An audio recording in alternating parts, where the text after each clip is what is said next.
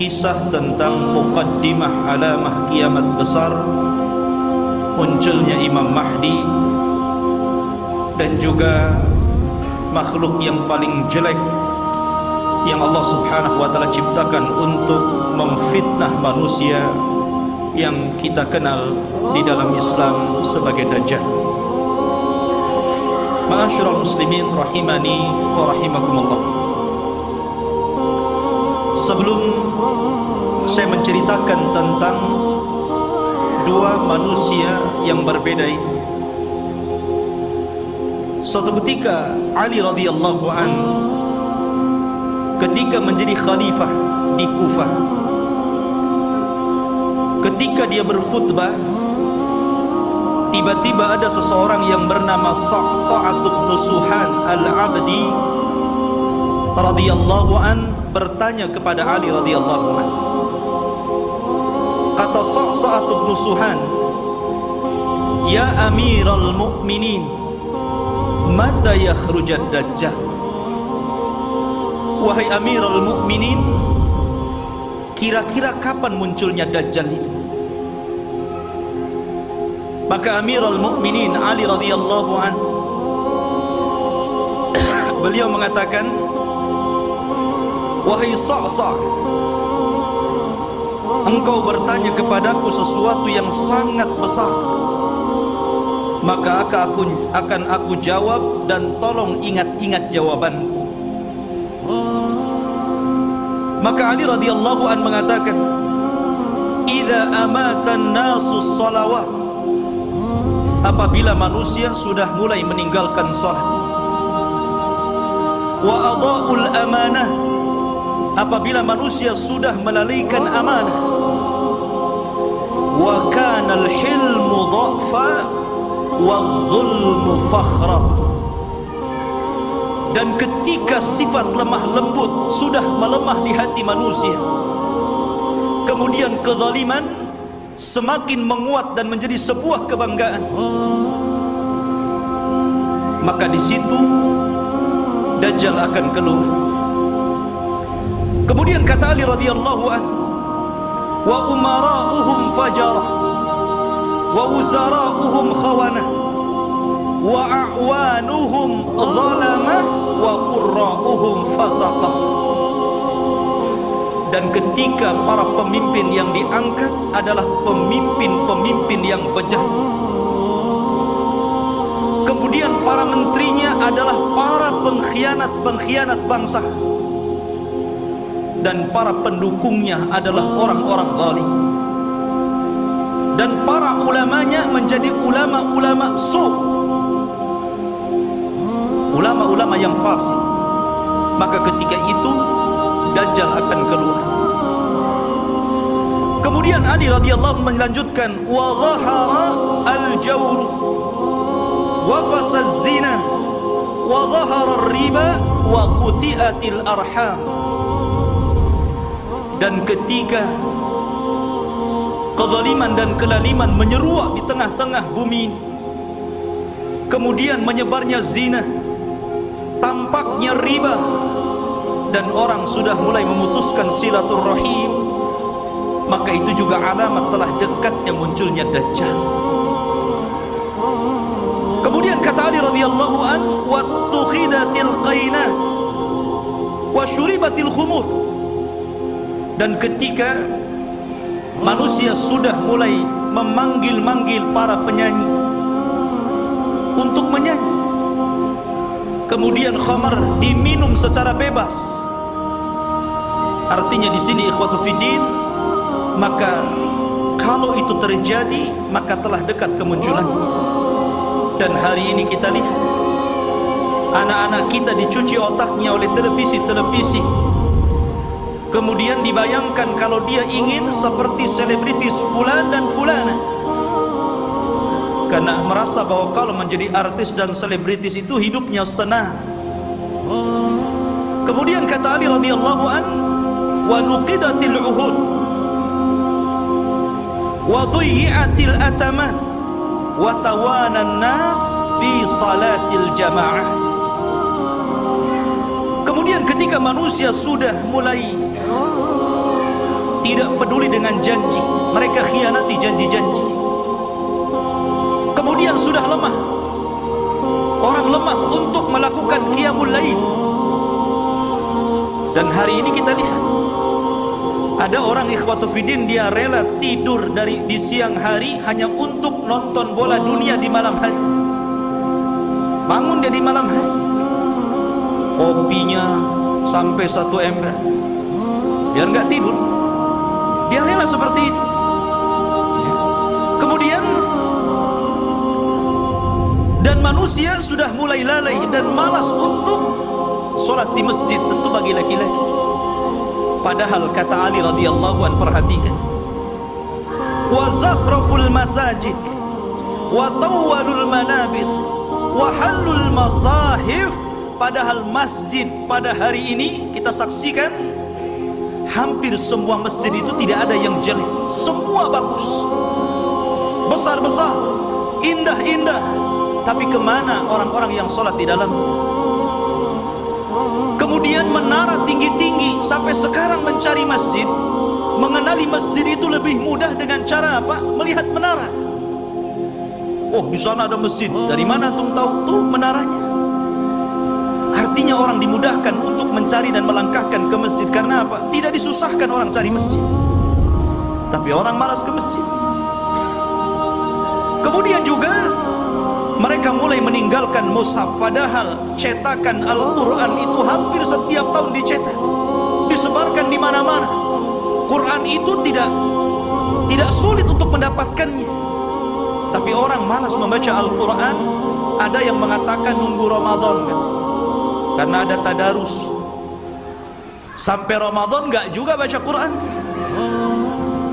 Kemudian kata Ali radhiyallahu an, apabila ini sudah terjadi, maka dekatlah munculnya Dajjal. Kemudian Ali melanjutkan, wa akhadhur rusha wa akalur riba wasta'malu sufaha wastakhaffu bid-dima. Ketika manusia sudah mulai mudah untuk memakan rasuah, sogok menyogok. Di negeri kita ini korupsi itu bukan hanya tingkat level atas saja, level bawah pun sama. Bahkan antum buat KTP saja kadang-kadang ada pelicinnya ya. Bahasa rasuah itu kan bahasa pelicin katanya. Kalau ingin licin pakai oli saja. Jadi ikhwatu fiddin yang dimuliakan Allah Azza wa Jalla, dan ini sudah banyak di mana-mana. Hampir semua sektor pekerjaan itu mesti ada rasuah. Ada Rasul mengatakan ar-rasi wal murtasi finnar. Orang yang memberikan sogokan, orang yang memakan sogokan sama-sama di neraka. Wa akalur riba, dan orang sudah gemar memakan riba. Bahkan ada orang yang nggak mau kerja dengan cara menyimpan uangnya di bank-bank konvensional. Dia hanya makan bunganya saja. Bahkan riba di hari ini subhanallah luar biasa. Karena riba itu mudah didapati hampir di semua tempat. Di tiang listrik ada riba, di pohon pisang ada riba, di pagar-pagar orang ada riba, gitu kan. Silahkan pinjam dengan gadekan bunga kecil kan. Jadi semua orang terlibat dengan riba. Kemudian ketika manusia sudah mulai menjadikan para pemimpin-pemimpin yang jahil, pemimpin-pemimpin yang bukan bidangnya, dia letakkan di situ. Harusnya ketika Anda mencari pemimpin atau pengurus untuk memimpin sesuatu, cari pemimpin-pemimpin yang layak dan bisa mengurus urusannya. Contoh saja umpamanya yang paling mudah pesantren ataupun yayasan. Kadang orang-orang mencari pemimpin yang bukan orang-orang ahli agama. Macam mana orang yang bukan ahli agama memimpin pesantren yang notabene di situ diajarkan Al-Quran dan Sunnah? Jadi apa itu pesantren jadinya? Ini okelah pesantren-pesantren. Lah yang lebih dari itu seperti kepala desa, lurah, camat, bupati, sampai kepada presiden. Ketika manusia sudah melalaikan itu, dan mereka juga menganggap remeh persoalan darah. Kalau orang sudah menganggap remeh persoalan darah, ikhwan, maka itu alamat telah dekat keluar Dajjal. Anda bisa saksikan hari ini di medsos, setiap hari kita mendengar ada orang yang membunuh dan ada orang yang dibunuh. Sampai sering saya katakan, orang yang membunuh bingung kenapa bisa membunuh, orang yang dibunuh lebih bingung lagi, kenapa Anda membunuh saya? Apa alasan saya Anda bunuh? Makanya bayi-bayi yang dibuang itu kemudian meninggal dalam kardus, meninggal di solokan, meninggal di tong-tong sampah, meninggal di parit-parit, itu di hadapan Allah akan datang ke hadapan Allah dan mengatakan, wal mau'udatu su'ilat bi ayyi dzambin qutilat. Atas dosa apa kau bunuh aku? Aku ini salah apa? Aku masih kecil, aku tidak mendolimi siapapun, aku masih fitrah, kenapa aku dibunuh? Kemudian kata Ali radhiyallahu anhu, kalau sudah seperti ini, dekatlah munculnya Dajjal. Kemudian kata Ali radhiyallahu anhu, wa ba'ud dina bid dunya. Dan ketika manusia sudah mulai menjual agama dengan murahnya urusan dunia.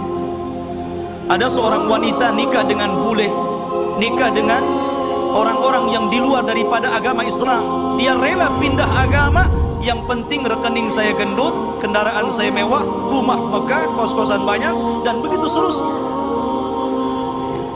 Kemudian kata Ali radhiyallahu anhu, wattajaratil mar'atu ala zawjiha hirsan ala dunya. Diperhatikan ibu-ibu.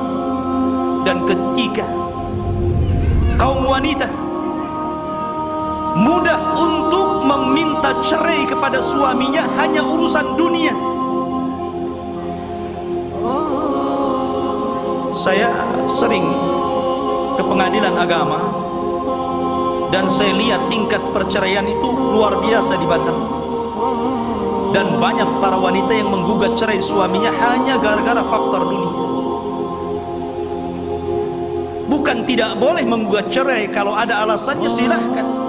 Tapi kalau urusan dunia, kemudian itu menjadikan seorang istri kurang ajar kepada suami dan meminta cerai begitu saja, apalagi karena ada orang ketiga yang lebih hebat, lebih wah, lebih banyak hartanya, ini sudah lain urusannya. Kemudian kata Ali radhiyallahu an, wa raqibatin nisa 'alal mayasir.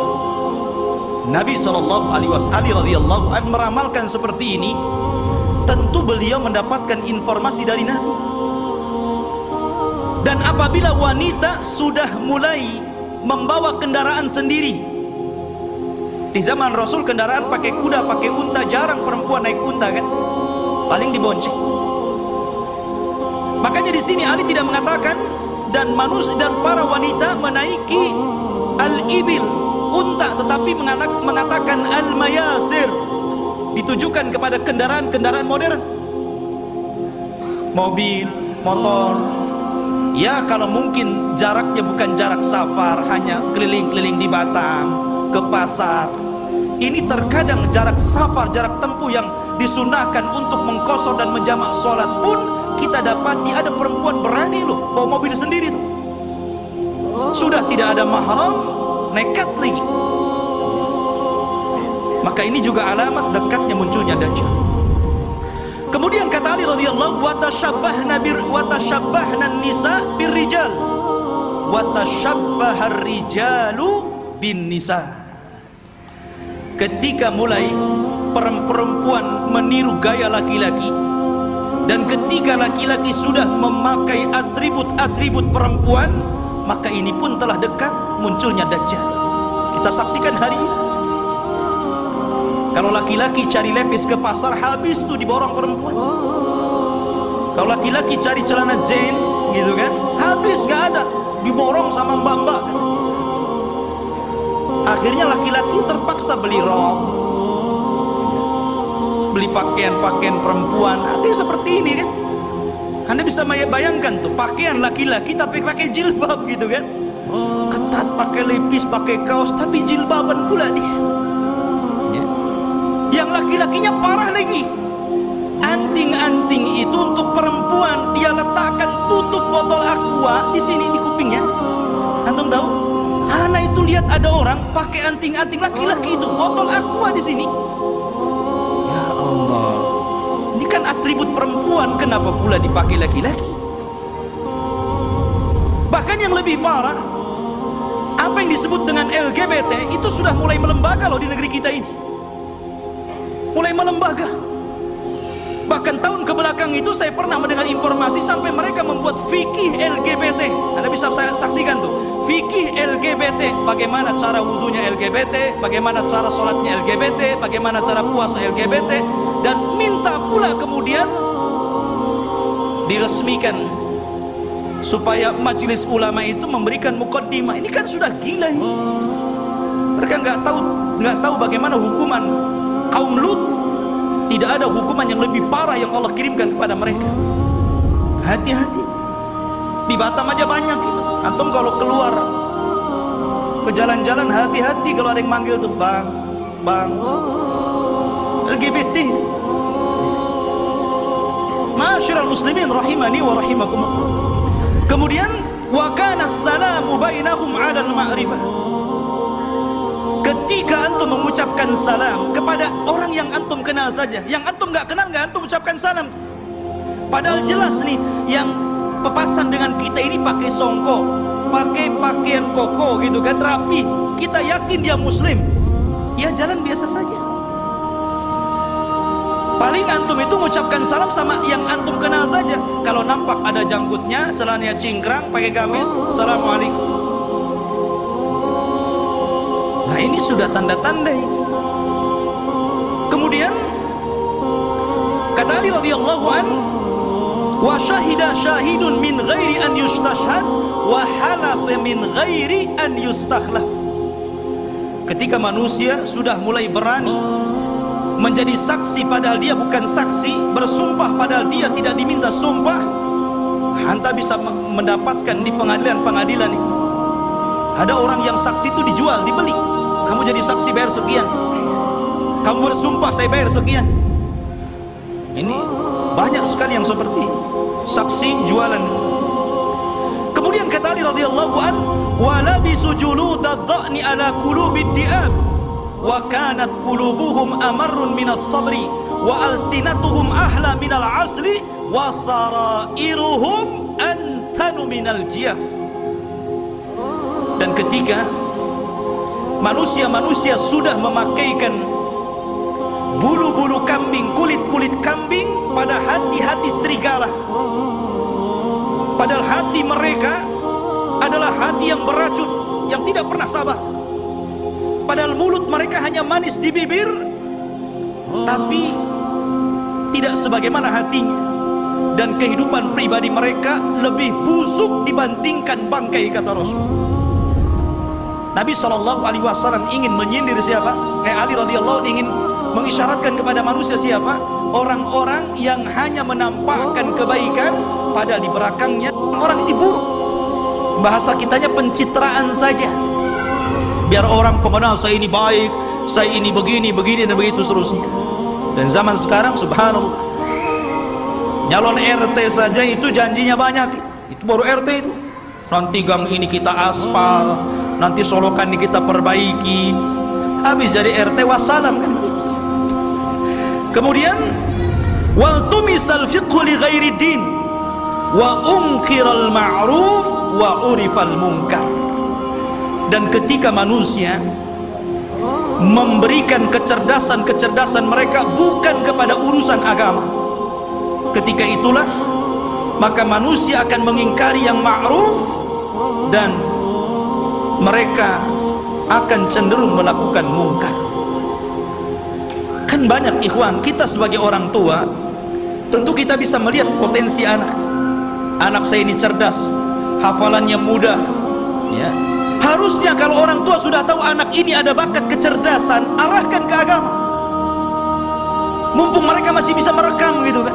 Kalau sudah tua, susah, ibarat menulis atau mengukir di atas lautan gitu kan, di atas air. Ya nggak mungkin. Tapi kalau mengukir di atas batu sih masih berbekas. Maka dari sini ketika kecerdasan bukan kepada urusan agama, tapi untuk urusan dunia, maka orang pasti akan mengingkari yang ma'ruf dan akan melakukan kemungkaran. Kata Ali, kalau sudah tersusun beberapa masalah ini, maka pasti kedekatan munculnya Dajjal sudah dekat. Fannajatun najah, hati-hati kalian, hati-hati kalian, selamatlah, selamatkan diri-diri kalian dan selamatkan diri-diri kalian. Ikhwatu fiddin yang dimuliakan Allah Subhanahu wa taala. Kita tahu bahwa ketika fitnah sudah menyebar di sana dan di sini, apa yang saya katakan tadi, dan hampir semua yang dikatakan Ali radhiyallahu an berlaku. Dan itu kita saksikan bermunculan setiap hari, dan Anda bisa saksikan di medsos-medsos yang kita lihat setiap hari. Apa yang disebutkan Ali itu bermunculan satu-satu. Lah ketika ini sudah terjadi, maka muqaddimah alamat kiamat besar akan muncul. Apa muqaddimah alamat kiamat besar? Khurujul Mahdi, keluarnya Imam Mahdi. Ini yang kita akan bahas. Ma'asyiral muslimin rahimani wa rahimakumullah. Kita tahu bahwa kemunculan Imam Mahdi dan kemunculan Dajjal itu hampir beriringan. Imam Mahdi dulu, baru kemudian Dajjal. Dan Nabi SAW mengatakan Dajjal tidak mungkin keluar kecuali ala khiffatin minad din wa qillatin minal ilmi. Dajjal tidak mungkin keluar sampai manusia lemah dalam agama dan sedikit pengetahuan tentang Dajjal. Ketika orang sudah tidak berkhutbah lagi menceritakan tentang Dajjal, ketika pengajian-pengajian sudah tidak disinggung lagi tentang bab Dajjal, ketika orang-orang sudah tidak peduli dengan kisah-kisah Dajjal, maka ketika manusia lalai, muncullah makhluk yang jahat ini. Ma'asyiral muslimin rahimani wa rahimakumullah. Pada minggu yang lalu sedikit saya akan ulas sebelum kemunculan Imam Mahdi. Nabi SAW mengatakan Imranu Baitil Maqdis kharabu Yathrib.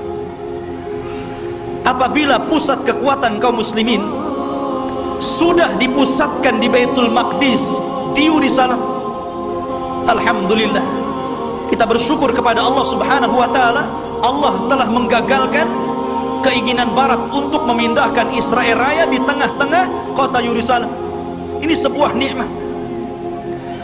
Tapi walaupun kemudian terjadi, maka itu adalah alamatul qiyamah. Itulah yang memang akan berlaku di akhir zaman. Berarti kalau ini berlaku, tanda-tanda itu semakin dekat dan dekat. Kata Nabi SAW, apabila seluruh kaum muslimin dari belahan dunia sudah mempusatkan kekuatan mereka di Yerusalem, tepatnya di Baitul Maqdis, kharabu Yathrib, ketika itu kota Yathrib, kota Madinah dan Mekah akan ditinggalkan manusia. Padahal Mekah dan Madinah itu ketika itu dalam posisi sebaik-baiknya ekonomi, tapi akan ditinggalkan dan akan berhijrah ke Baitul Maqdis. Wa kharabu Yathrib khurujul malhamah, dan ketika Yathrib roboh, Madinah roboh, kosong, tidak ada orang karena hijrah semua ke Syam, maka ketika itu muncullah malhamatul kubra, perang besar. Malhamah itu diambil dari kata-kata lahmun. Lahmun itu artinya daging. Kenapa kemudian peperangan disangkut pautkan dengan daging? Karena ketika itu peperangan, setelah orang melakukan peperangan dengan alat-alat canggih, maka alat-alat itu kemudian dimusnahkan, maka kembali peperangan menjadi peperangan kembali ke alat-alat tradisional. Boleh jadi mungkin diawali dengan perang nuklir dulu, karena masing-masing negara punya nuklir gitu kan, masing-masing negara punya rudal, punya senjata hebat. Boleh jadi muqaddimah peperangan ini dilakukan dengan cara perang teknologi dulu. Setelah kemudian hancurnya negeri-negeri, senjata pun sudah tidak ada lagi, hanya bangkai-bangkai besi-besi tua. Disitulah kemudian peperangan akan kembali ke perang tradisional, disinilah pembenaran sabda Nabi SAW agar anda melatih diri dengan cara berkuda, dengan cara menombak, dengan cara memanah, dengan cara berpedang, karena perang akan kembali ke zaman itu. Ma'asyiral muslimin, kemudian wa khurujul malhamah, apabila telah nampak malhamah, orang berperang dengan pedang sehingga daging tercabik-cabik dan melayang kemana-mana, darah muncrat kemana-mana, ketika terjadi malhamatul kubra, atau dalam bahasa barat Armageddon gitu kan, dalam masalah bahasa kita malhamatul kubra, maka ketika itu kaum muslimin menguasai Konstantinia. Apa Konstantinia? Konstantinia adalah Konstantinopel, akan dikuasai. Di mana Konstantinopel itu? Di Turki sana. Jadi kaum muslimin akan menguasai sampai ke sana. Wa fathul Konstantinia, dan ketika Konstantinia dikuasai kaum muslimin, bangsa Rom sampai ke Italia, sampai ke ibu kota Italia, kaum muslimin sampai ke sana, bergerak sampai ke arah Eropa sana. Maka disitulah kata Nabi SAW, wa fathul Konstantinia khurujud dajjal. Ketika kaum muslimin memenangkan perang besar, perang Konstantinia, maka ketika itu munculnya dajjal. Ma'asyiral muslimin rahimani wa rahimakumullah, kita tahu bahwa pusat kekuatan kaum muslimin, saya katakan kelak akan berada di Palestina, tepatnya di Yerusalem, Baitul Maqdis. Semua kaum muslimin, tentara-tentaranya dari berbagai macam negara akan bergabung di situ.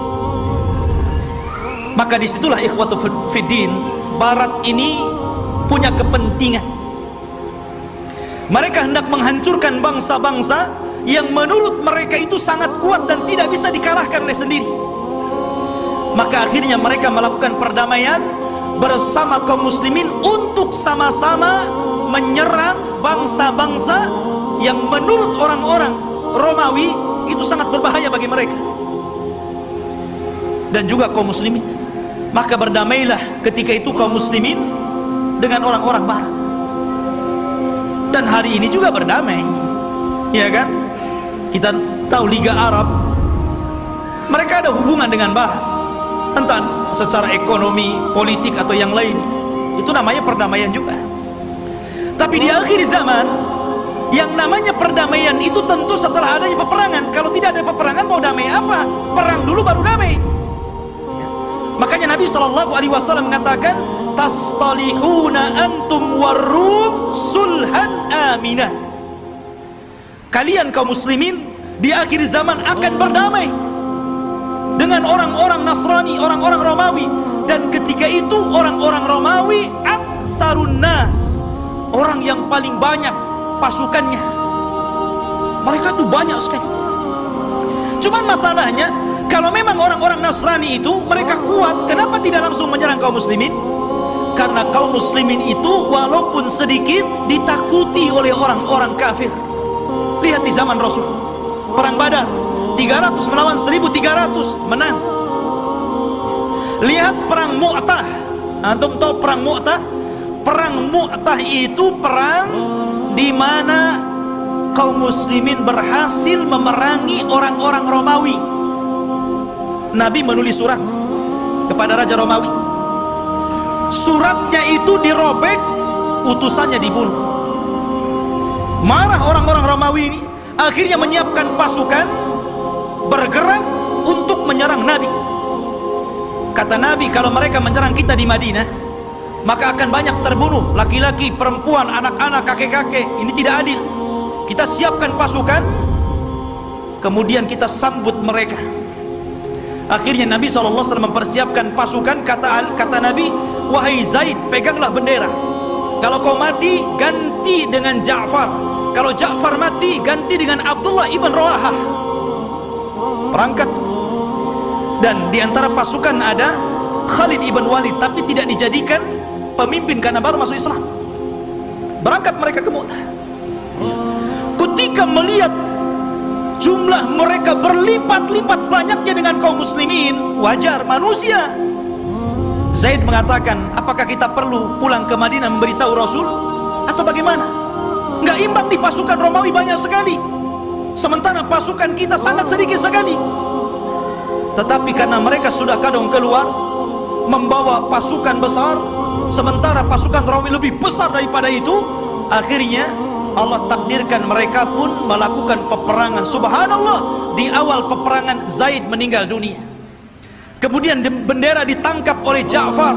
Ja'far meninggal dunia, terputus seluruh anggota badannya, termasuk dua tangannya terputus. Dia pegang bendera, diputus ininya, dipegang kirinya, diputus ininya, dipegang dadanya, dibelah akhirnya. Nabi berada di Madinah, tahu tuh karena wahyu. Kata Nabi, semoga kedua tangan Ja'far digantikan kedua sayap di sorga dan dia bisa terbang sesukanya. Ja'far meninggal dunia, dipegang Abdullah ibn Rawaha. Abdullah ibn Rawaha meninggal dunia, bingung kaum muslimin, ini tidak ada lagi pemimpin pasukan. Maka mereka melirik kepada Khalid ibn Walid. Akhirnya dipegang dialah. Dia punya strategis perang yang luar biasa. Pasukan yang ribuan itu bisa dikalahkan oleh strategis Khalid ibn Walid. Sampai ada seorang Romawi bertanya kunci kemenangan kepada Khalid. Khalid, bagaimana engkau bisa memenangkan peperangan ini sementara jumlah kalian kecil dan jumlah kami besar? Kemudian Khalid memberikan kuncinya. Kata Khalid, nahnu qaumun nuhibbul maut kama tuhibbul hayah. Kami kaum yang cinta kematian sebagaimana kalian cinta kehidupan. Berani mati, itulah kuncinya. Ya. Ma'asyiral muslimin rahimani wa rahimakumullah. Lah perang ini akan berlaku kelak di akhir zaman. Tetapi orang-orang Islam akan bergabung dan melakukan perdamaian bersama orang-orang Romawi, kemudian akan menyerang sebagian. Ada yang memprediksi maksudnya yang diserang adalah negara-negara yang mereka berada di benua Asia. Ya, mungkin Cina, mungkin Korea, mungkin negara-negara, kita tidak tahu, Allahu a'lam. Karena Rasul tidak menyebutkan negara mana yang diserang. Rasul hanya mengatakan wa tagzuna aduwan min waraihim. Kalian akan berperang dengan musuh dari belakang kalian. Tidak disebutkan siapa mereka. Tetapi perang ini adalah gabungan pasukan kaum muslimin dan Romawi menyerbu negara itu dan dimenangkan. Ketika dimenangkan ini akhirnya saling mengklaim. Kata orang Nasrani, ini kemenangan kami. Kata orang Muslim, tidak, ini kemenangan kami. Sehingga muncullah satu orang Romawi, satu orang Salibi mengatakan, ghalabas salib, ghalabas salib, ghalabas salib. Sungguh kami salib yang menang, kami salib yang menang, kami salib yang menang. Datanglah seorang Muslim mengatakan, balillah ghalab, bahkan Allah yang memenangkan perang ini. Akhirnya saling berdebat, terjadilah perkelahian. Maka sang salib, orang Nasrani, dibunuh kaum muslimin. Dari sinilah orang-orang Romawi berkhianat. Berkhianat. Padahal mereka tertulis melakukan perjanjian itu 10 tahun. Ada yang mengatakan di tahun ketiga, ada yang mengatakan di tahun kelima. Mereka berkhianat. Atas pengkhianatan inilah, maka kemudian mereka hendak menyerang kaum muslimin, menyiapkan pasukan besar. Dan kaum muslimin butuh pemimpin untuk melawan Romawi. Dari sinilah apa yang kita bahas malam ini, khurujul mahdi, muncul Imam Mahdi untuk melawan orang-orang Romawi. Ma'asyiral muslimin rahimani wa rahimakumullah. Kalau kita cerita Al-Mahdi al-Muntadhar, Imam Mahdi yang kita tunggu-tunggu kemunculannya, Nabi SAW menyebutkan sifat-sifatnya. Kenapa Nabi SAW menyebutkan sifat-sifatnya? Agar supaya tidak ada orang yang mengaku sebagai Imam Mahdi, karena disebutkan sifat-sifatnya. Anda tidak bisa tahu-tahu saya Imam Mahdi. Kayak di Indonesia ini ada satu orang, satu waktu dia ngaku Imam Mahdi, satu waktu ngaku Nabi, satu waktu ngaku Nabi Isa. Hebat.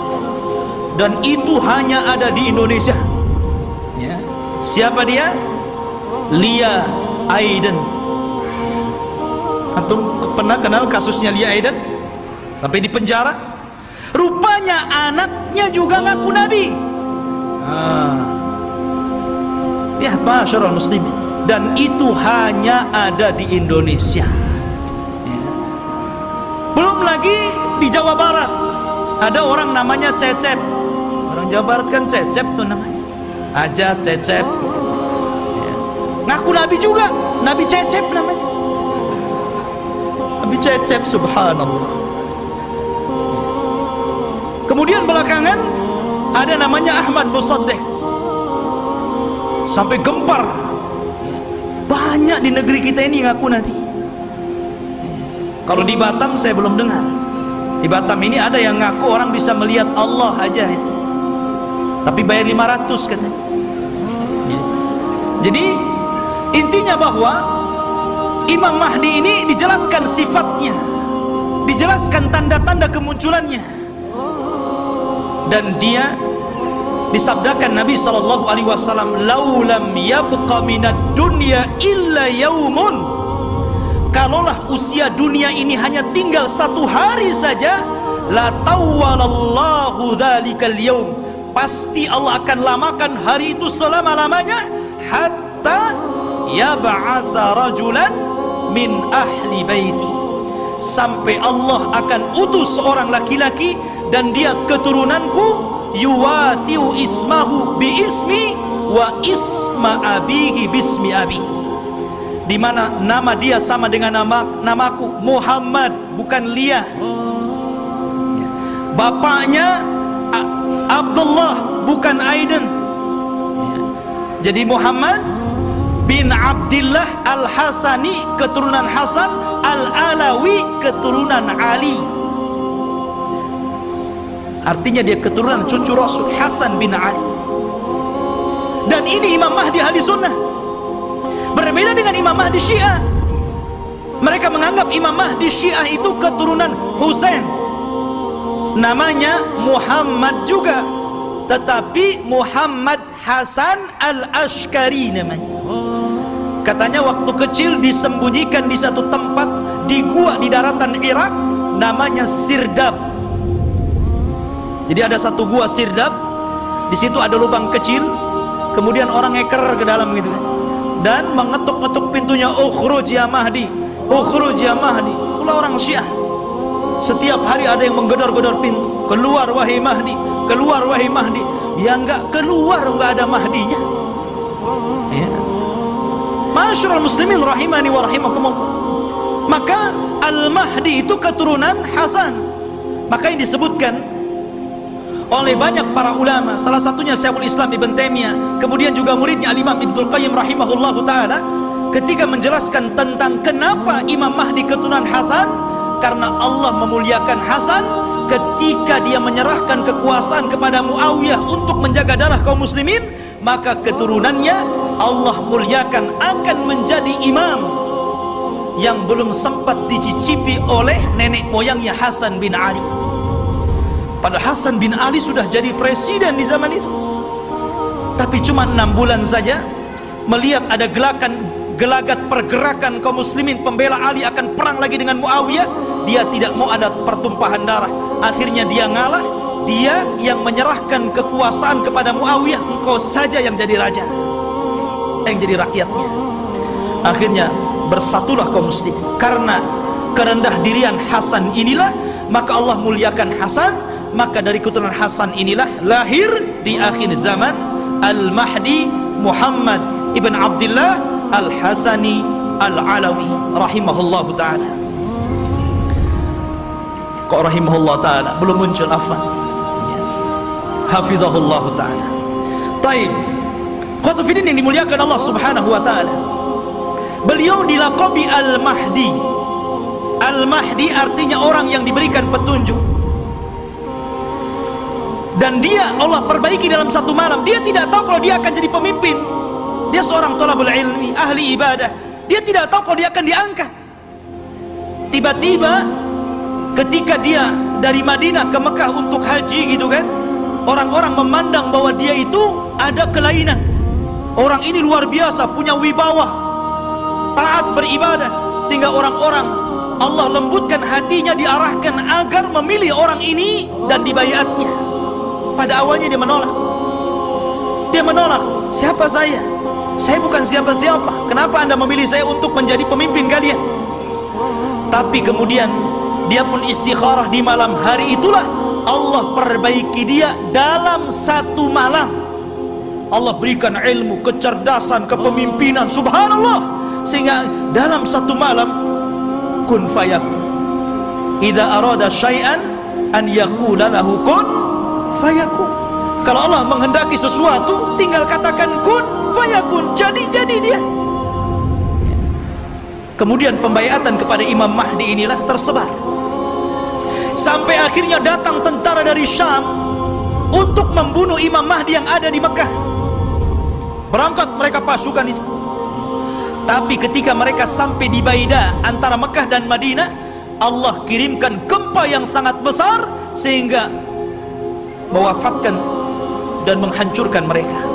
Kata Nabi SAW, sebelum datang tanda-tanda kiamat akan muncul, maka akan terjadi 3 gempa. Gempa dari arah timur, gempa dari arah barat, dan gempa di Jazirah Arab. Inilah gempa di masa Imam Mahdi, menghancurkan semua pasukan yang akan menyakiti Imam Mahdi, sampai orang yang jalan pun ikut mati, orang yang mau dagang ikut mati. Sehingga Aisyah bertanya kepada Rasul, wahai Rasul, bagaimana orang yang ikut mati yang tidak bersalah dan hendak membunuh Imam Mahdi itu? Kata Nabi SAW, yub'atsu yaumal qiyamah ala niyatihim. Mereka akan dibangkitkan pada hari kiamat sesuai dengan niat mereka. Intinya ikhwatu fiddin, Imam Mahdi ini kemudian dibayat di depan makam Ibrahim, di depan Ka'bah. Kemudian berangkat dari Mekah ke Madinah dan diikuti oleh pasukan yang sangat besar. Kemudian mereka hijrah ke Syam, bergabung dengan pasukan yang sudah siap tempur melawan orang-orang Romawi. Akhirnya ketika sampai di Syam, mereka membaiat Imam Mahdi, dan disitulah mulai peperangan besar. Perang besar Malhamatul Kubra. Ma'asyiral muslimin rahimani wa rahimakumullah. Dan kita tahu bahwa Imam Mahdi ini berkuasa atau diberikan kekuasaan oleh Allah Subhanahu wa taala tidak lama. Antara 7 sampai 8 tahun saja, ada yang mengatakan sampai 9 tahun.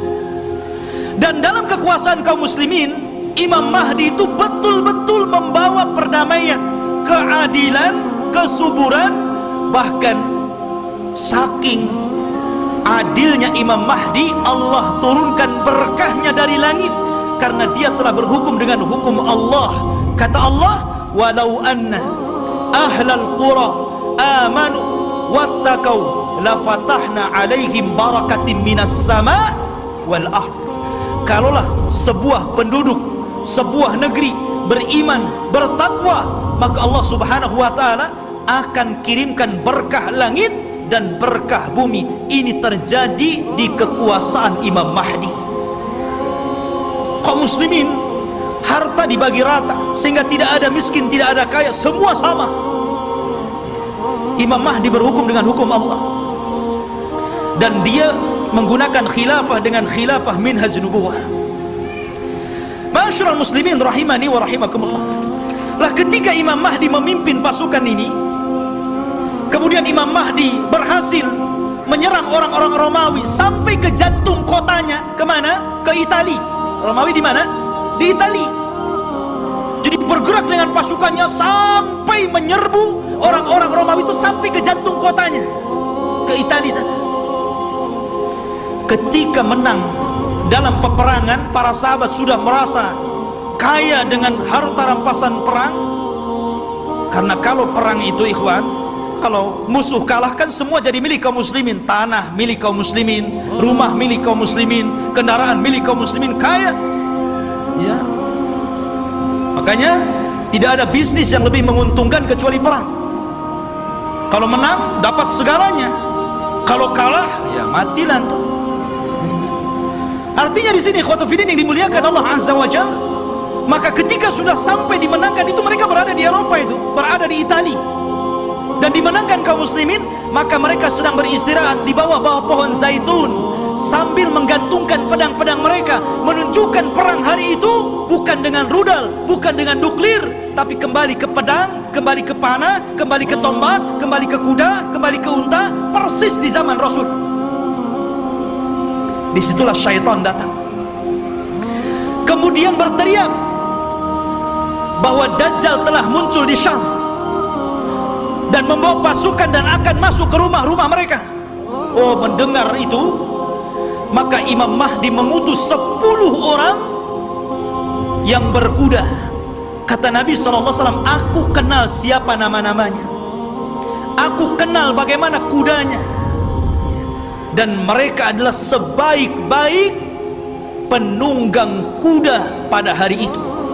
Terus dia mengatakan, jadi mereka diutus Rasul untuk membenarkan apakah kedatangan Dajjal itu memang ada ataukah hanya isu.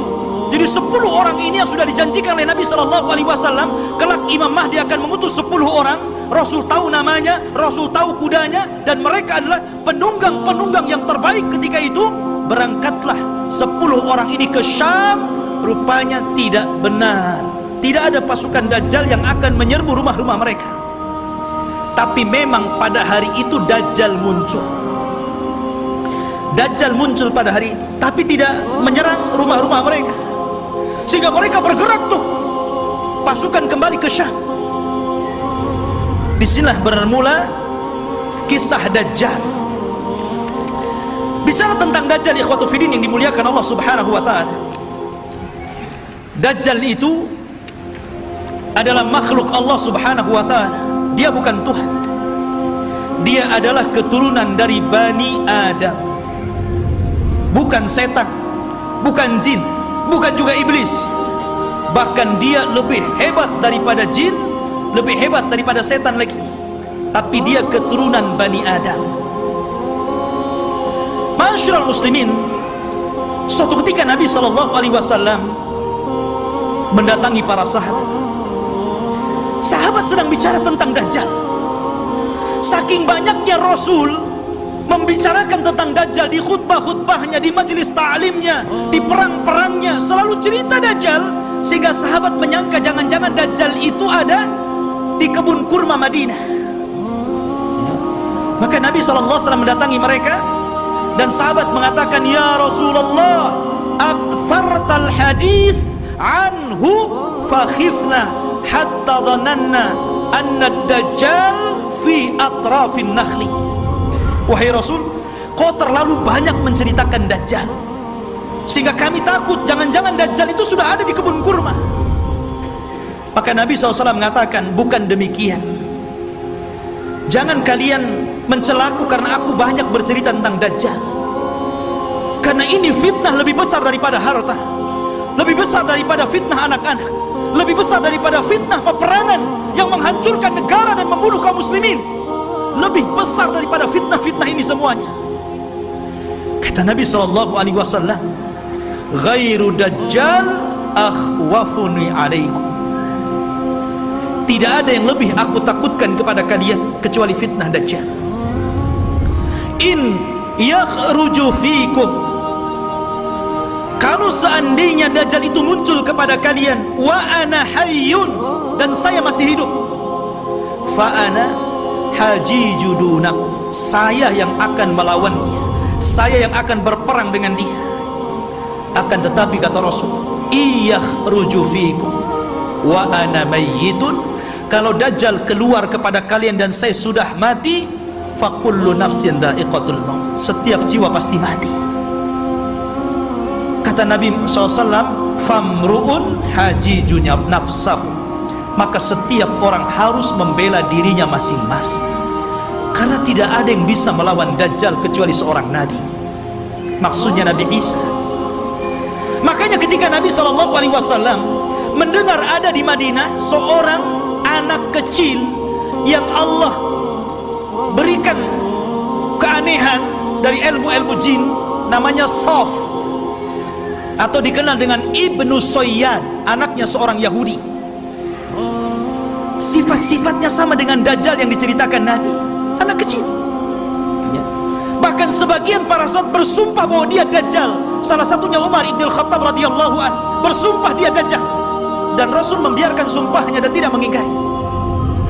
Akhirnya Rasul datang dengan Abu Bakar, dengan Umar, ingin mengecek tentang keberadaan anak kecil namanya Sauf atau disebut dengan Ibnu Sayyad ini. Berangkat Rasul, kemudian masuk ke kampung Yahudi. Rupanya betul ada anak kecil yang sedang bermain-main dengan anak-anak yang lainnya. Kemudian Nabi memanggil anak kecil namanya Sauf itu dan mengatakan, "Ya Sauf, atashhadu anni Rasulullah?" Wahai Sauf, apakah engkau bersaksi saya adalah utusan Allah? Anak kecil nengok Nabi. Kemudian dia mengatakan, "Asyhadu annaka nabiyul ummi." Aku bersaksi engkau adalah nabi yang diutus oleh Allah Subhanahu wa taala. Tiba-tiba Sauf berbalik tanya kepada Rasul, "Ya Muhammad, atashhadu anni Rasulullah?" Hei Muhammad, maukah kau bersaksi aku juga utusan Allah? Bayangkan, anak kecil ngomong di hadapan Rasul, mau enggak kau bersaksi saya juga utusan Allah sama dengan kamu? Kata Rasul, "Amantu billahi wa Rasul." Aku beriman kepada Allah dan kepada Rasulnya saja. Bahkan Nabi SAW makin yakin, karena Dajjal itu kemunculannya akan mengaku Nabi dan berakhir mengaku Tuhan ya. Maka kemudian kata Nabi SAW, "Ya Sauf, inni khaba'tu laka khaba'an." Wahai Sauf, dalam hatiku, dalam dadaku, aku menyembunyikan beberapa kalimat, karena ketika itu Rasul baru diturunkan ayat kepadanya, surah kepadanya, namanya Suratul Dukhan. Dan itu para sahabat belum tahu, baru turun kepada Rasul Suratul Dukhan. Makanya Nabi menyembunyikan ayat itu dalam dadanya. Kata Rasul, "Wahai Sauf, wahai Ibnu Sayyad, aku menyembunyikan beberapa kalimat di dadaku, coba tebak apa?" Kata si Sauf ini memandang dada Rasul, tiba-tiba dia mengatakan, "Duh, duh." Dia tidak bisa mengatakan dukhan, tapi sudah benar awalnya, karena Rasul menyembunyikan kalimat dukhan, tapi dia tidak sempurna.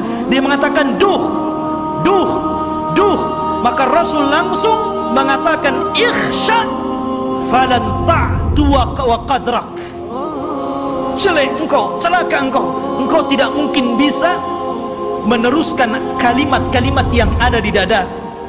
Tapi dari Rasul makin bingung, jangan-jangan ini betul-betul Dajjal nih ya, dia tahu isi hati saya gitu. Anak kecil si Sauf ini ya. Akhirnya Rasul pulang.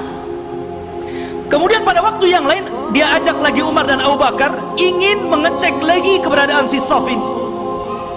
Setelah ketemu dan hendak kemudian diintai dan kembali ingin diuji, tiba-tiba datang ibunya, melihat ada Rasul SAW dan ibunya kenal. "Ya Sauf, ataka Muhammadun. Ya Sauf, ataka Muhammadun." Hei Sauf, Muhammad sudah datang di sampingmu.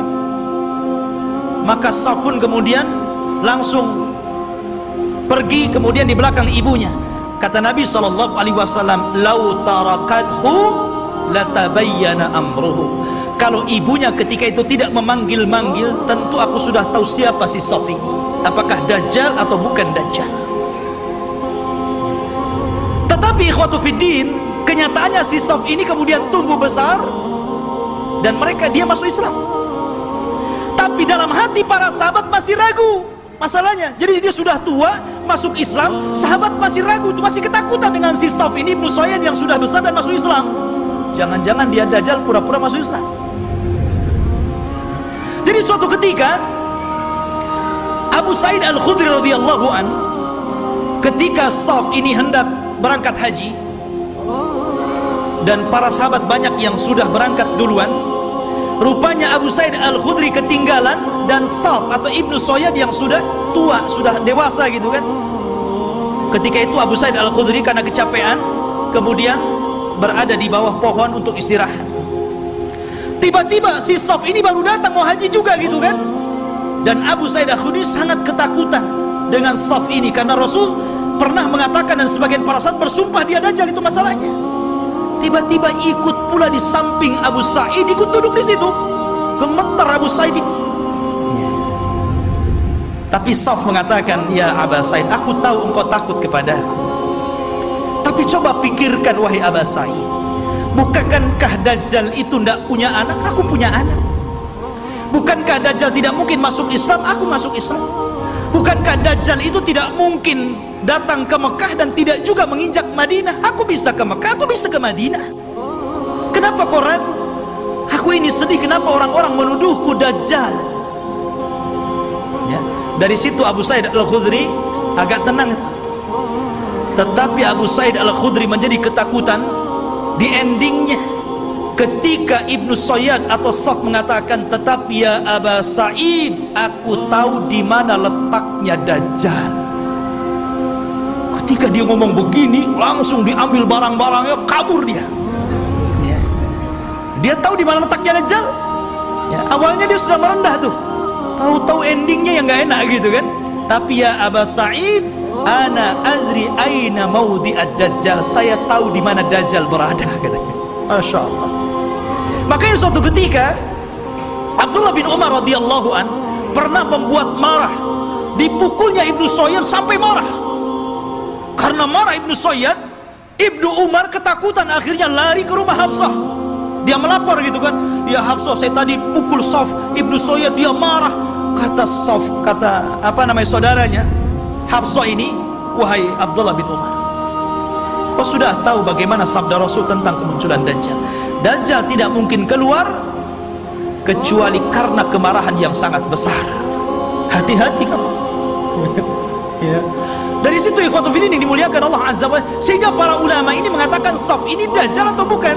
Tetapi pendapat yang kuat, boleh juga dia Dajjal, tapi Dajjal min dajajin, Dajjal yang lainnya. Karena Rasul mengatakan di akhir zaman akan muncul dajjaluna kadzabuna salasuna kulluhum yad'una annahum nabi. Akan muncul zamannya di mana dajjal para pendusta 30 orang akan mengaku dia nabi. Maka mungkin boleh jadi salah satunya adalah Ibnu Sayyad. Karena Ibnu Sayyad tidak dikisahkan meninggalnya, tiba-tiba dia hilang begitu saja. Ya. Ma'asyiral muslimin, ataupun mungkin dia jasus, mata-matanya Dajjal, kita tidak tahu. Tapi yang jelas Dajjal itu sudah ada di zaman Nabi SAW. Sampai ada kisah yang luar biasa dari seorang sahabat namanya Tamim ibnu Aus Ad-Dari. Tamim ibnu Aus Ad-Dari ini masuk Islam belakangan, 2 tahun sebelum wafatnya Rasul. Di tahun ke-9 Hijriah dia baru masuk Islam. Dan dia seorang pelaut. Jadi suatu ketika Tamim Ad-Dari ini banyak berjasa juga dalam Islam, walaupun dia tidak lama berjumpa dengan Rasul, tapi dia orang yang menerangi masjidnya Rasul dengan pengalamannya, dan dia pula yang membuat mimbar Rasul. Ini Tamim ibnu Aus Ad-Dari. Ya. Jadi suatu ketika sebelum dia masuk Islam, dia berlayar ke lautan. Tidak tahu di laut mana, karena kemunculan Dajjal itu tidak jelas. Cuman Rasul mengatakan dari arah timur kota Madinah. Ketika Rasul, apakah di laut Syam? Tidak. Apakah di laut Yaman? Tidak. Lalu di mana? Dari timur Madinah. Dari timur Madinah, yang mungkin mengarah ke Irak, ke Iran begitu kan. Karena Dajjal juga akan muncul di situ. Jadi Tamim ibnu Aus Ad-Dari ini berlayar. Tiba-tiba diombang-ambingkan dengan 30 awaknya. Kemudian terdampar di satu tempat, semuanya hutan belantara. Ada yang mengatakan di laut Yaman. Jadi ketika dia merasa ini saya sudah mati atau belum, rupanya belum mati. Maka dengan pasukannya masuk ke dalam hutan. Di tengah hutan dia mendapatkan satu binatang, subhanallah, nggak tahu belakang, nggak tahu depan, karena buluan semuanya, berbulu dari atas ke bawah. Dan itu makhluk yang pertama kali dijumpai oleh Tamim Ad-Dari. Gimana nggak takut? Nggak pernah melihat makhluk seperti itu. Maka dengan ketakutannya dia mengatakan, siapa kamu? Ya. Kata Tamim Ad-Dari, kaget loh, ini binatang tak bisa ngomong. Dia mengatakan kami dari Arab. Terus balik nanya, siapa kamu? Ana jassasa. Jassasa itu artinya jasus, mata-mata. Maksudnya mata-matanya. Ya. Maka kemudian siapa jassasa? Jassasa tidak mengatakan. Jassasa hanya mengatakan, engkau sudah ditunggu orang.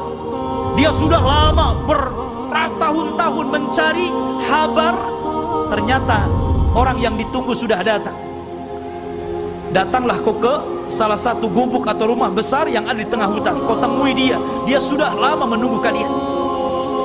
berangkatlah Tamim dan 30 awaknya ke tempat yang diisyaratkan makhluk tadi. Rupanya ada, masuk ke dalam rumah, ada orang yang diborgol tangannya, diborgol kakinya, diborgol lehernya.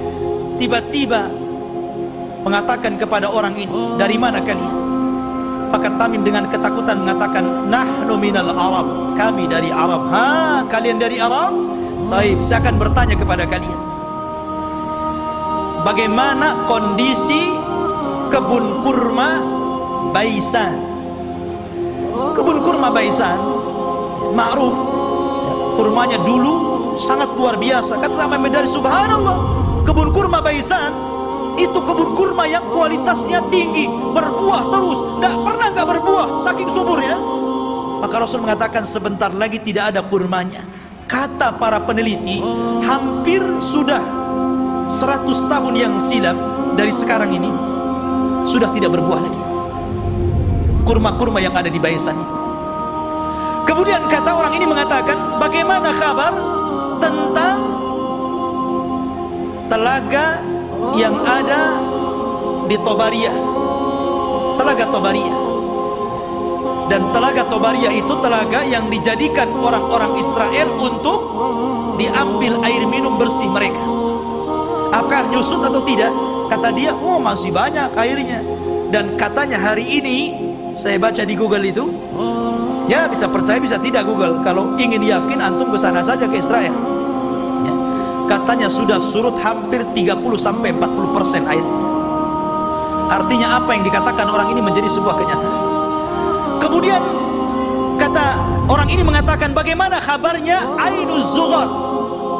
Ainuz Zughar, mata air Zughar itu mata air bersih yang biasa diambil minum dan untuk perairan ladang, dan itu berdekatan dengan Bahrul Mayyit ya, dengan laut mati yang dulu kaum Lut diadab, kemudian ditimpakan dan sekarang jadi laut mati. Lah, Ainuz Zughar itu ada di sekitar itu. Kata orang ini, apakah masih berair? Ya, masih berair. Para petani masih ngambil airnya, orang-orang masih minum di situ. Kata orang ini, sebentar lagi akan kering. Kemudian orang ini bertanya, apakah sudah tampak Nabi utusan Allah, Nabi Arab? Kata Tamim Ad-Dari, dia sudah sampai di Madinah, berhijrah dari Mekah. Apakah orang-orang membenarkan dan mendustakan? Iya, ada yang membenarkan, ada yang mendustakan. Kata Dajjal, sebaik-baik manusia adalah orang yang mengikuti dia. Dajjal saja nyuruh kita ikut Nabi. Dia mengatakan apa? Sebaik-baik orang adalah ikut dia. Dajjal tuh. Sekarang yang bukan Dajjal nggak mau ikut Nabi, nggak mau juga nyuruh orang ikut sunnah Nabi. Ada orang ikut sunnah Nabi dikatakan Wahabi. Ma'asyiral muslimin rahimani wa rahimakumullah. Maka kemudian Tamim Ad-Dari ketakutan, gak mau lagi berdialog banyak-banyak gitu kan. Dia langsung pergi pulang, cari jalan keluar. Allah takdirkan sampailah dia ke Madinah tepat pada tahun 9 Hijriah. Kemudian masuk Islam. Disitulah dia bercerita tentang pertemuan dia dengan makhluk yang aneh. Kata Nabi, tahukah kamu, manusia yang kau temui itu adalah Dajjal. Artinya sudah pernah ditemui salah seorang sahabat. Dan inilah satu-satunya kisah dari sahabat yang diriwayatkan Rasul, kemudian diriwayatkan kepada para sahabatnya. Rasul tidak pernah mengambil riwayat dari para sahabat. Yang ada sahabat meriwayatkan dari Nabi. Ini tidak, Nabi meriwayatkan dari sahabat, kemudian diriwayatkan ke sahabat yang lainnya. Satu-satunya sahabat yang diambil riwayatnya adalah Tamim Ad-Dari. Karena Rasul kan tidak punya, apalagi Tamim Ad-Dari seorang Nasrani sebelumnya. Maka dari situ ikhwatu fiddin, kata Nabi SAW di hadapan para sahabatnya, dia bercerita sambil bawa tongkat. Maka Nabi SAW mengatakan, kelak Dajjal itu akan sampai ke sini, maksudnya Madinah dan Mekah, tapi dia tidak akan bisa masuk. Dajjal itu hanya bisa yatarakab, hanya bisa mengintip di balik bukit Uhud. Karena seluruh kota Madinah dan Mekah akan dipagari malaikat, di tangannya pedang-pedang yang siap untuk membunuh Dajjal. Dajjal ketakutan. Dia hanya bisa melihat dari atas bukit Uhud. Dilihatnya Masjid Nabawi, tepatnya kuburan Nabi, bercahaya warna putih. Kemudian Dajjal mengatakan, hada qasrul abiyad, hada qasru Ahmad. Inilah istananya Muhammad, inilah istana putih. Dan subhanallah, apa yang dikatakan Dajjal menjadi sebuah kenyataan. Kalau antum umroh atau Allah takdirkan antum haji gitu kan, cobalah antum melihat Masjid Nabawi di malam hari dari kejauhan. Naiklah ke Bukit Uhud gitu kan, antum lihat Masjid Nabawi, tepatnya kuburan Rasul, maka akan dilihat ada cahaya putih. Dari tempat itu ada cahaya putih yang ke atas, membenarkan apa yang dikatakan Dajjal. Dan Dajjal tidak akan sanggup masuk ke kota ini, maksudnya kota Madinah, sambil memukul-mukul, hadhihi tayyibah, hadhihi tayyibah, hadhihi tayyibah, kata Rasul. Inilah negeri yang disucikan, inilah negeri yang disucikan, inilah negeri yang disucikan. Dajjal tidak mungkin masuk ke negeri ini, Mekah dan Madinah. Makanya di zaman itu salah satu tempat yang aman dari Dajjal, berangkatlah antum ke Mekah dan Madinah. Cuman sayang nggak ada pesawat. Antum kira-kira naik apa tuh dari Batam ke sana? Ya, nggak ada lagi pesawat terbang. Ya, mungkin belum sampai dah mati antum di jalan. Jadi khotbah yang dimuliakan Allah Azza wa Jalla, kata Nabi Sallallahu Alaihi Wasallam ketika bicara Dajjal, beliau mengatakan,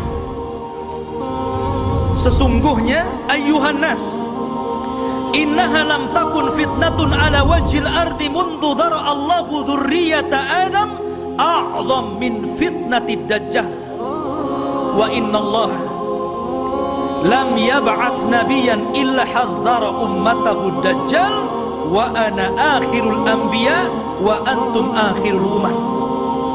Wahai manusia, tidak ada satupun fitnah yang lebih dahsyat ketika Allah menciptakan anak Adam dibandingkan fitnah Dajjal.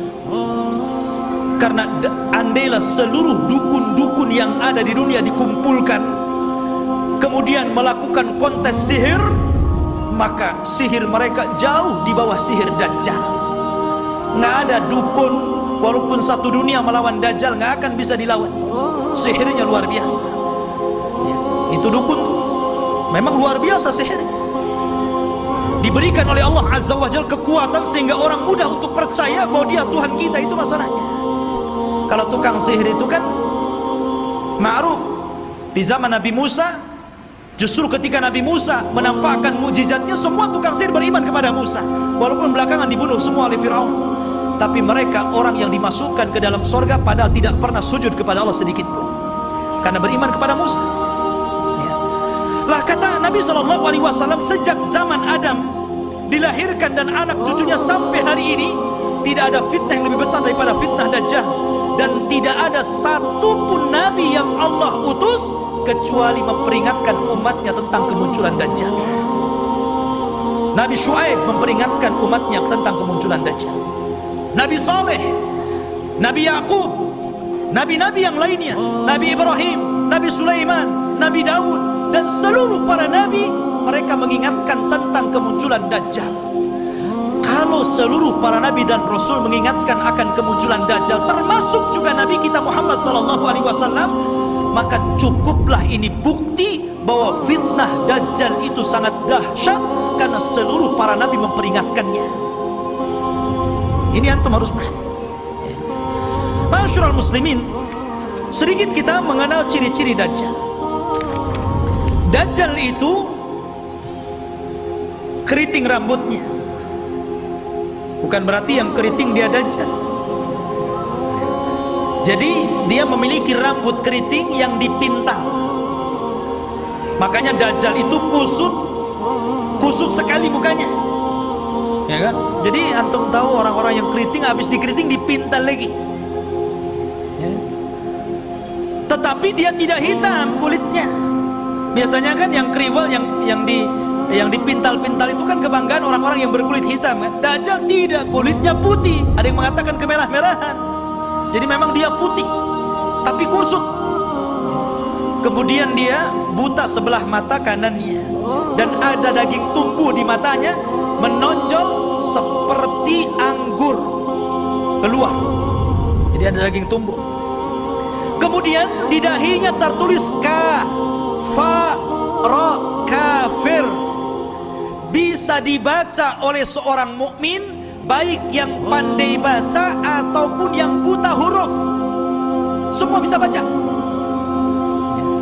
Artinya bahwa semua orang bisa baca dia kafir, tapi semua orang ikut dajjal. Itu masalahnya.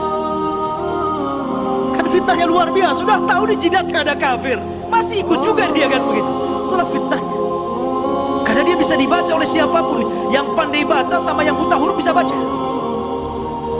Kemudian juga lehernya lebar, pendek besar, dan kakinya bengkok.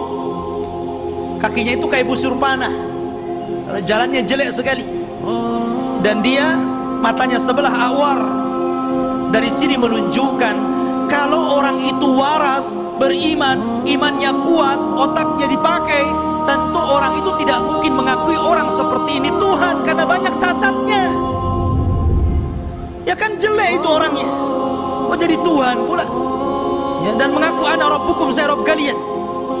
Tapi masalahnya walaupun penampilannya seperti itu, tapi dia diberikan kekuatan oleh Allah yang Allah tidak berikan kepada yang lainnya. Makanya ketika Dajjal mengaku Tuhan, maka Allah langsung mengatakan innahu a'war fa innallaha laisa bi'a'war. Dajjal itu a'war, buta sebelah kanannya, dan Allah tidak buta dan tidak buta sebelah. Ma'asyiral muslimin rahimani wa rahimakumullah. Lah Dajjal ini ikhwatu fillah yang dimuliakan Allah Azza wa Jalla, dijelaskan juga di antara fitnah-fitnahnya secara umum, karena waktu juga yang terus berjalan. Di antara fitnah-fitnah Dajjal yang paling besar adalah mengaku nabi. Kemudian setelah itu mengaku Tuhan. Ini fitnah yang paling besar. Fir'aun ngaku Tuhan, gak punya kesaktian, makanya tidak banyak orang yang ikut Fir'aun. Itu karena takut saja nggak mengakui Fir'aun itu Tuhan, kan gitu. Begitu juga Namrud atau raja-raja zalim yang lainnya.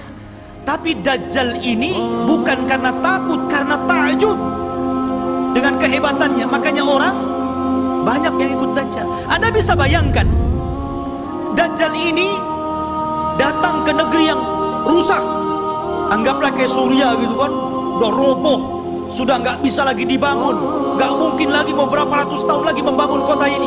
Dajjal itu datang ke kota yang roboh itu. Kemudian Dajjal mengatakan, keluarlah wahai bumi, pembendaharaan kalian. Tiba-tiba kota itu kembali cantik, ya kan, kembali subur, kembali mewah, kembali megah. Kambing-kambingnya penuh dengan susu, unta-untanya gemuk-gemuk. Subhanallah, Anda bisa bayangkan itu ya? Siapa yang lebih hebat sihirnya dari tukang-tukang sihir dibandingkan Dajjal? Dan sebaliknya, kalau ada kota bagus, subur, banyak ternaknya, kemudian Dajjal lewat, kemudian tidak beriman kepada Dajjal, langsung ambruk, langsung gersang, langsung pada mati gitu. Subhanallah ya. Seperti ini fitnahnya. Bahkan suatu ketika Dajjal ini mendatangi sebuah perkampungan, kemudian mengatakan, bagaimana kalau kuhidupkan keluarga kalian? Apakah ibu kalian, apakah anak yang kalian cintai, atau siapalah terserah di antara keluarga kalian, siapa yang mau kuhidupkan, kuhidupkan. Tapi syaratnya setelah itu beriman bahwa aku Tuhan kalian. Wah, orang kampung keluar semua. Maka yang ingin ibunya dihidupkan, kata Dajjal, ditunjuk kuburan ibunya itu. Maka setan datang, fatamatsala lahu, kemudian berubah menjadi seolah-olah ibunya, seolah-olah anaknya, seolah-olah suaminya, seolah-olah bapaknya, seolah-olah kerabat-kerabatnya. Akhirnya mereka pun berkumpul, kemudian memeluk suaminya, istrinya, ibunya, macam-macam, dan mengatakan kepada keluarganya, ikutilah orang itu karena dia adalah Tuhan. Seperti itu, gak ada tukang sihir yang bisa kayak gini, kecuali Dajjal. Sampai suatu ketika dia hendak mendatangi Mekah dan Madinah, Dajjal memukulkan kakinya beberapa kali, pukulan terjadi gempa. Akhirnya seluruh orang kafir dan munafik yang ada dalam Madinah keluar semuanya. Ketika itu ada anak muda yang kuat imannya menantang Dajjal. Dia cari Dajjal di kerumunan pasukannya yang diikuti 70 orang-orang Asfahan, Yahudi Asfahan. Dan mereka menggunakan selendang-selendang yang hari ini orang-orang Yahudi memakainya, toyalis. Selendang yang dipakai di bahu-bahu mereka itu, toyalis namanya. Ya. Lah kemudian anak muda ini ditangkap oleh tentara Dajjal. Kemudian ditanya, mau kemana mau kamu? Saya mau ketemu rajamu Dajjal. Di mana dia? Akhirnya dihadapkan. Kemudian Dajjal memerintahkan pasukannya untuk memukuli. Habis dipukuli dihadapkan kepada Dajjal. Kemudian Dajjal memerintahkan algojonya untuk menggergaji. Digergaji jadi dua tuh, dari atas kepala pertengahannya sampai ke muka sampai ke belah jadi dua. Habis belah jadi dua, Dajjal berjalan di tengah-tengahnya. Kemudian mengatakan kepada pengikutnya, kalau aku hidupkan dia, makin yakin engkau dengan aku bahwa aku Tuhan kalian? Semua mengatakan, ya, engkau Tuhan kami. Maka Dajjal mengatakan, kom. Akhirnya jadi satu lagi itu tubuhnya, ya, kayak punya ilmu rawa rontek, ya, jadi satu itu, ya. Kemudian setelah itu Dajjal sudah menghidupkan lagi. Semua orang berteriak, antal ilah, engkau adalah Tuhan. Maka Dajjal mengatakan kepada anak muda ini, maukah engkau bersaksi bahwa saya adalah Tuhan kalian? Maka anak muda ini ternyata tidak mengatakan, saya semakin yakin anta dajjalul kadzdzab. Saya semakin yakin engkau itu Dajjal, pendusta yang disabdakan Rasulullah SAW. Oh, marah Dajjal. Akhirnya Dajjal mengambil pisau dan hendak membunuhnya, tapi tidak bisa karena takut kelemahannya diketahui orang-orang. Akhirnya dia pegang tubuhnya dan dilemparkan ke dalam api. Tapi anak muda ini sempat berteriak, engkau tidak akan bisa membunuh kecuali diriku, yang lain tidak bisa. Ya. Ma'asyiral muslimin rahimani wa rahimakumullah. Dari sini menunjukkan bahwa luar biasa Dajjal ini. Lah Dajjal ini akan memimpin pasukan besar. Makanya orang-orang Yahudi mereka bermimpi kalau terbentuk Haikal Sulaiman dan robohnya Masjidil Aqsa, kemudian berkumpulnya pasukan, mereka mengatakan, kami sedang menunggu Mesius kami. Mesius itu bahasa mereka, bahasa kita Dajjal. Bahasa kita Dajjal. Makanya kalau kita melihat simbol Zionis itu kan gambar mata gitu. Walaupun Zionis itu sudah tidak asli lagi Yahudi, karena Zionis itu tidak berpegang dengan Taurat, tapi berpegang dengan Talmud.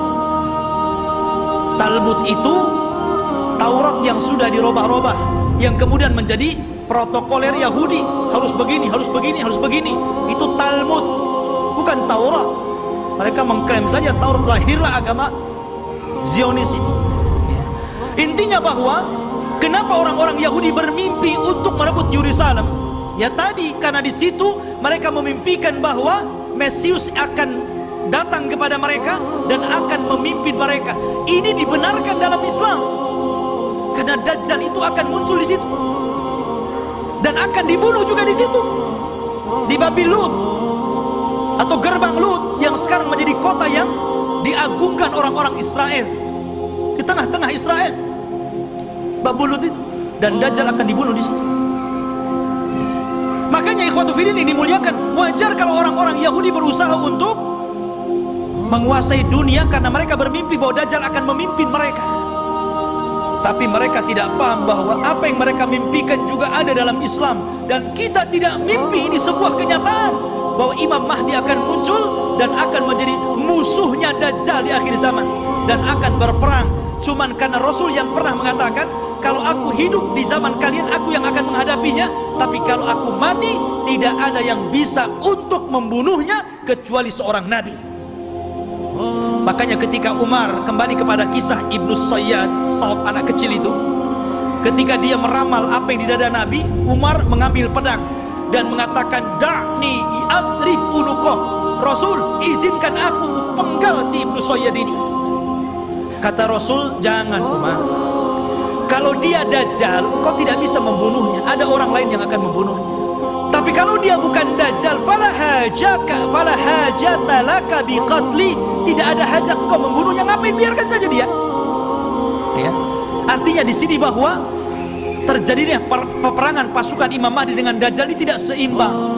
Karena Dajjal ini pasukannya banyak, bukan pasukan Yahudi Aspahan yang 70.000 saja, tapi akan diikuti oleh tentara-tentara yang sifat-sifatnya persis seperti tentara Mongol.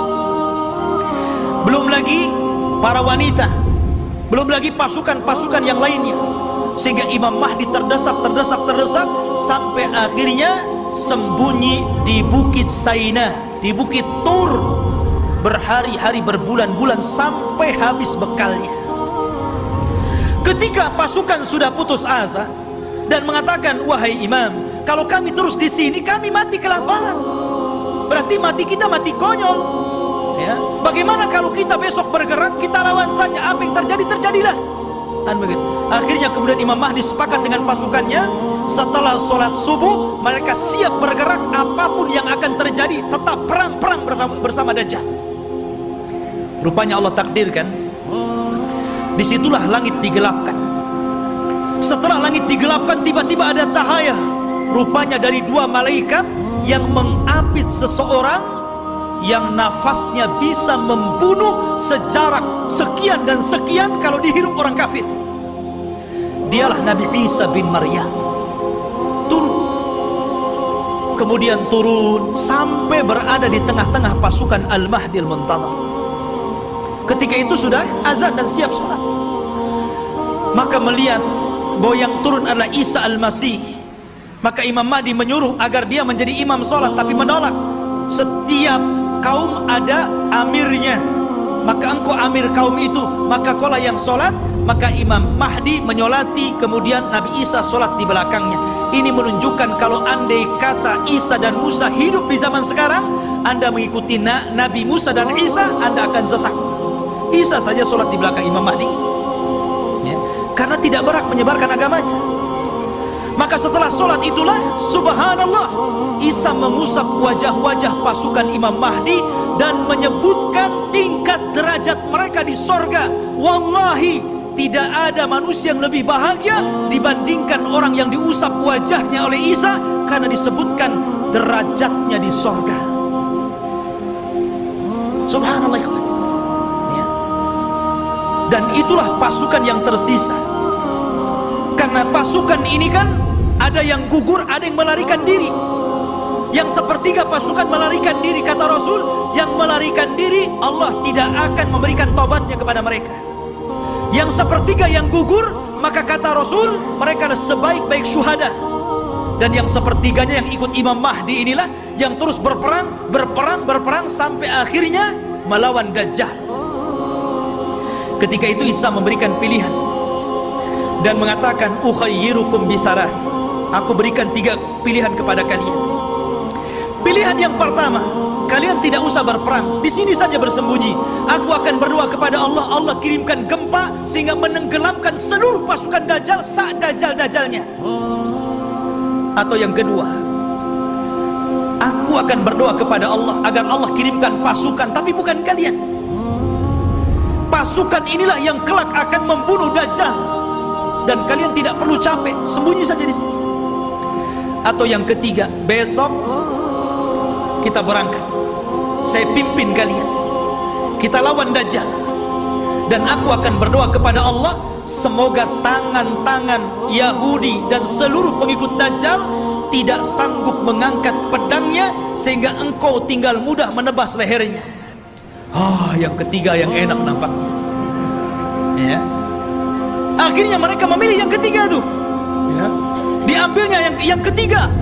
Maka setelah sholat subuh diusap wajah, kemudian disebutkan tingkatannya di sorga, mereka pun turun, pasukan dari Bukit Saina dipimpin Nabi Isa bin Maryam, maka mereka tinggal tebas saja itu pasukan Dajjal itu.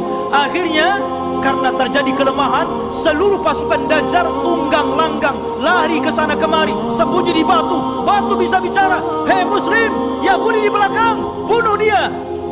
Senang, ada dia, bunuh. Masuk gua ngomong, masuk pohon ngomong. Tidak ada satupun makhluk kecuali dibuat bicara oleh Allah. Bagaimana Allah hinakan itu? Mereka nggak bisa sembunyi. Mau sembunyi di mana? Semua makhluk Allah bicara. Muslim ini Yahudi bunuh di sini. Ya. Akhirnya mereka lari ke sebuah pohon yang dijanjikan bahwa pohon itu bisa melindungi mereka. Kata Nabi SAW, kecuali satu pohon mereka tidak akan bicara, mereka akan melindungi orang-orang Yahud. Dan pohon itu disebut Gharqad namanya, pohon Gharqad. Maka yang sekarang karena hadis ini sudah bocor sampai ke Israel, maka orang Israel membuat perkebunan sehijau-hijaunya dengan pohon Gharqad. Tapi sayang kemarin kebakaran, nanam lagi, ya, mudah-mudahan kebakaran lagi, ya. Masyaallah muslimin. Tetapi dulu saya pernah mendengar ada orang cerita tentang beberapa tokoh-tokoh di Jawa Timur kalau tidak salah. Berkumpul mereka membicarakan tentang fatwa pohon Gharqad. Karena bentuk pohon Gharqad ini hampir mirip dengan cemara, ya. Sehingga kemudian sebagian mereka mengatakan bahwa jangan-jangan cemara itu adalah Gharqad. Sampai akhirnya ada yang memberikan ide, bagaimana kalau kita tebang semua pohon cemara itu, biar nggak ada orang Yahudi sembunyi di Indonesia, katanya. Bukan cemara, bukan Gharqad, ikhwan. Cemara ya cemara, biarkanlah cemara itu untuk penghijauan, gitu kan. Ya. Jadi ikhwatu fillah ini dimuliakan. Jadi pohon Gharqad itulah yang tidak akan bicara. Makanya orang Yahudi mengembangkan pohon ini di mana-mana. Tetapi Dajjal berhasil dibunuh oleh Nabi Isa di Babul Lut. Babul Lut, benteng Lut yang sekarang jadi kota di Israel. Disinilah Nabi Isa mampu membunuh Dajjal, memenggal kepalanya, kemudian mengatakan kepada pasukan Yahudi dan Nasrani, inilah kepala kalian, inilah pemimpin kalian, sudah kubunuh. Dari situ mereka menyerah. Lah yang tersisa dari orang-orang ahli kitab, dari orang Yahudi dan Nasrani, akhirnya mereka beriman kepada Allah lewat perantara Isa. Tapi bukan ikut agama Isa sebagaimana prasangka Nasrani.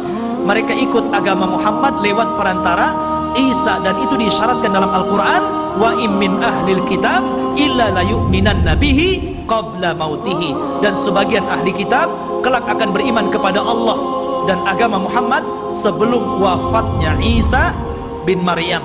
Karena Isa akan berkuasa selama 40 tahun. Rupanya fitnah tidak berhenti, ya. Nanti kita ceritakan fitnah yang lebih besar, yang lebih hebat lagi. Fitnah yang kita kenal dengan Ya'juj dan Ma'juj. Kisahnya luar biasa, ya. Kisah Ya'juj dan Ma'juj itu luar biasa sekali untuk kita ceritakan. Dan insya Allah kita lanjut pada minggu depan. Wallahu alam, kita cukupkan sampai di sini, mudah-mudahan ada manfaatnya. Subhanakallah bihamdika, asyhadu an la ilaha illa anta, astaghfiruka wa atubu ilaik. Allahu ta'ala alam. Assalamualaikum warahmatullahi wabarakatuh.